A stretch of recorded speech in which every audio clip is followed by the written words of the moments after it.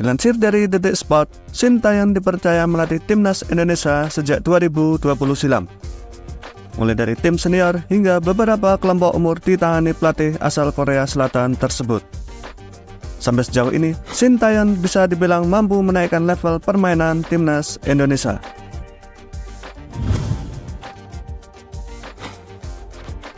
Kedatangan Sintayong ke timnas Indonesia membawa perubahan yang ekstrim. Sintayong mengganti nyaris semua pemain skuad Garuda. Fokus utamanya adalah meningkatkan kondisi fisik para pemain, termasuk membentuk power dan otot.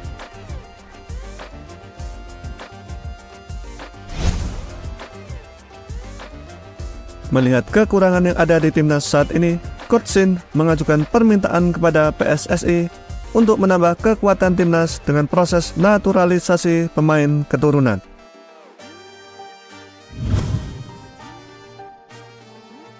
Dasar keinginan pelatih Sintayong adalah agar timnas Indonesia bisa kembali bersaing dan meraih kejayaan di ajang internasional.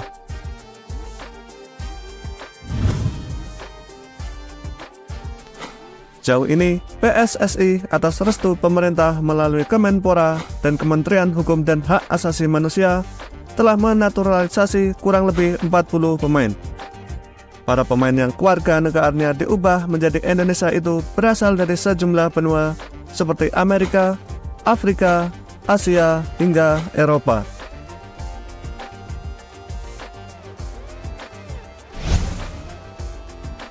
Namun, hanya sedikit yang mampu memberikan kontribusi nyata untuk timnas Indonesia. Selebihnya hanya menjadi jalan instan bagi para klub untuk mengakali aturan kuota pemain asing di liga.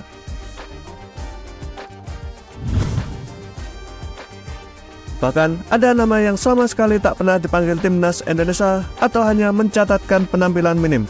Situasi ini tentu bisa menjadikan pelajaran oleh PSSI dalam mengajukan nama pemain untuk dinaturalisasi.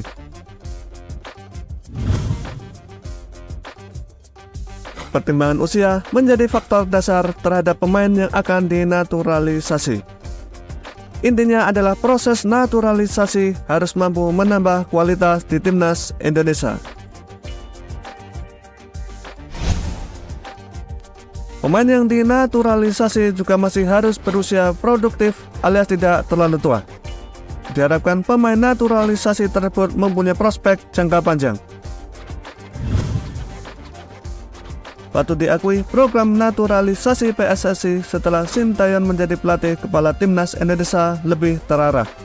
PSSI menaturalisasi pemain yang memiliki darah Indonesia. Deretan pemain yang menjadi WNI saat Indonesia ditangani pelatih asal Korea Selatan itu adalah Sonny Walsh, Jordi Amat, Sen Patenama, Rafael Struijk, dan Ivar Janner. Akan menyusul Justin Hubner, Jay Etzes, dan Nathan Chu Eon.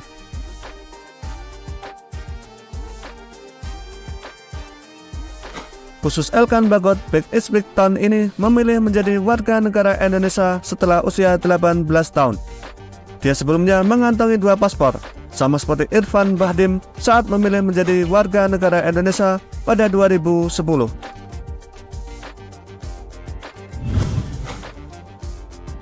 Tak berhenti di situ, Erick Thohir membocorkan akan ada 2 tambahan baru pemain keturunan yang akan dinaturalisasi, 1 gelandang dan 1 penyerang.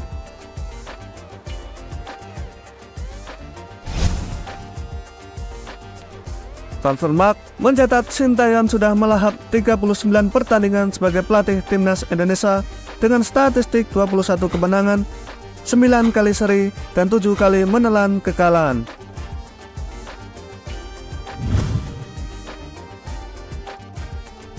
Perlahan tapi pasti, Sintayong memiliki tim dengan kedalaman skuad mumpuni. Ini bukan sesuatu yang terjadi dalam semalam, tapi ia harus memotong 1 generasi, 2 generasi, memberikan kepercayaan kepada anak-anak muda selama bertahun-tahun, ditambah pemain keturunan, dan kini ia tinggal memetik hasilnya.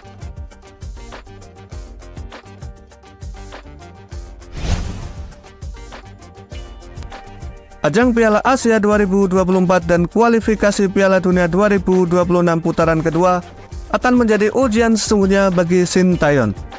Dengan skuad yang ada saat ini, Bukan tidak mungkin Indonesia bisa berbicara banyak dalam kedua ajang tersebut.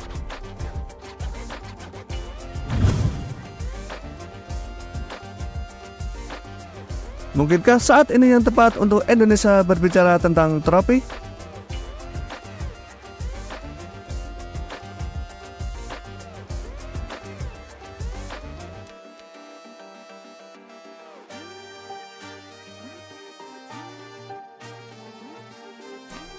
Terima kasih telah menonton video ini sampai selesai. Jika menurut kamu video ini bermanfaat, silahkan like, subscribe, dan nyalakan notifikasinya.